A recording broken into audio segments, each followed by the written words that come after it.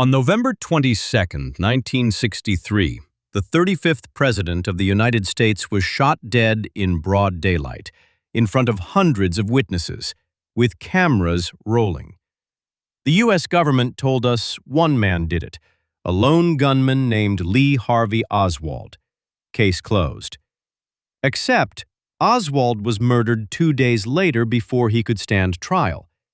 And in 1979, a U.S. government investigation concluded that JFK was probably killed as the result of a conspiracy. Their own words, not mine.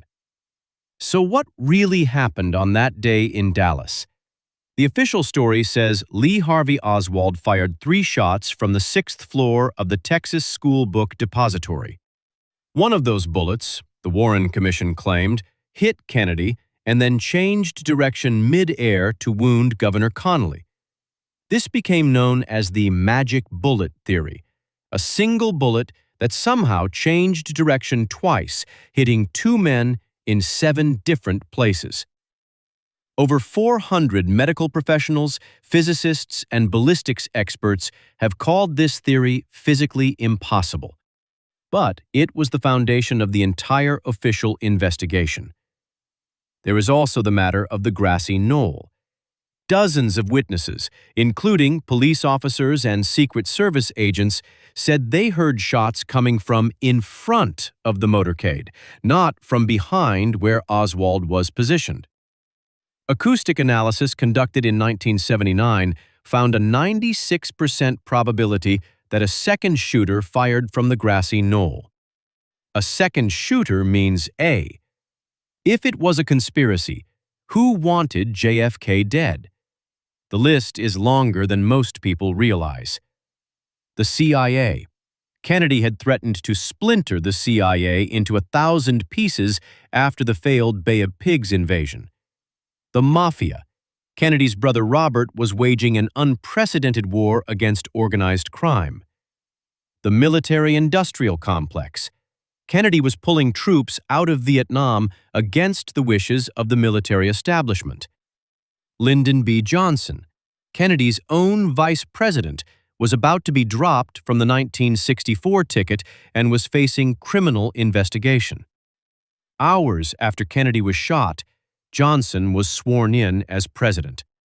The criminal investigation against Johnson disappeared, and America's involvement in Vietnam escalated dramatically within months.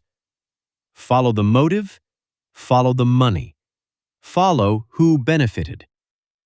Here is the most disturbing part of the entire story. The U.S. government collected thousands of documents related to the JFK assassination. They were supposed to be released to the public by 1992. They were not. In 2017, President Trump ordered the remaining files declassified. The CIA lobbied to keep them secret. Thousands of pages were released, but with key sections blacked out. Ask yourself, if Lee Harvey Oswald acted alone, if it was a simple open and shut case, why are thousands of government documents about his murder still classified over 60 years later? What is in those files that is so dangerous the CIA does not want you to see? We still don't know. John F. Kennedy was not just a president. He was a man who publicly challenged the most powerful institutions in America: the CIA, the military, the Federal Reserve, the establishment. He once said, "The very word secrecy is repugnant in a free and open society." He was killed 10 months after saying that. Whether it was Oswald alone or a larger conspiracy, one thing is certain. The American government has never told the full truth about what happened in Dallas. And until those files are fully released, we may never know. If this opened your eyes, share it with someone who needs to see it. And subscribe, because every week I expose the dark truths about the world that most people never learn. See you in the next one.